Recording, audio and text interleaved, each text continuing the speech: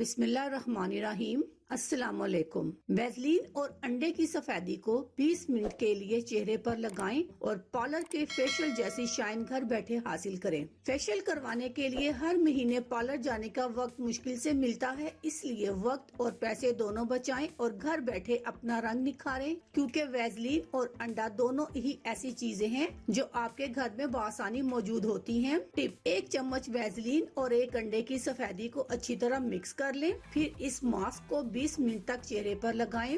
बाद में नीम गर्म पानी से चेहरा धो लें। 15 दिन तक रोजाना इस मास्क को चेहरे पर लगा लें। जिल्द पर फेशियल जैसी चमक भी आ जाएगी और दाग धब्बे, झुर्रियां और काले घेरे यानी कि डार्क सर्कल वो भी खत्म हो जाएंगे। अब आप पूछेंगे कि इसका फायदा क्या है, तो मैं आपको इसके बहुत से फवायद बताती हूँ। वैसलीन में मादनियाती ऑयल और प्रोमिनल्स मरकबात पाए जाते हैं जो जिल्द की खूबसूरती में इजाफा करने में मदद देती है। इसमें मौजूद प्रो कार्बोहाइड्रेट केमिकल्स इसको मेकअप रिमूव और माथे पर लगे हेयर कलर को साफ करने में मदद देते हैं। ये बात बहुत कम लोग जानते हैं कि अगर परफ्यूम लगाने से पहले इससे पहले गर्दन में वैसलीन लगा ली जाए तो परफ्यूम की खुशबू देर तक रहती है। अल्लाह हाफिज।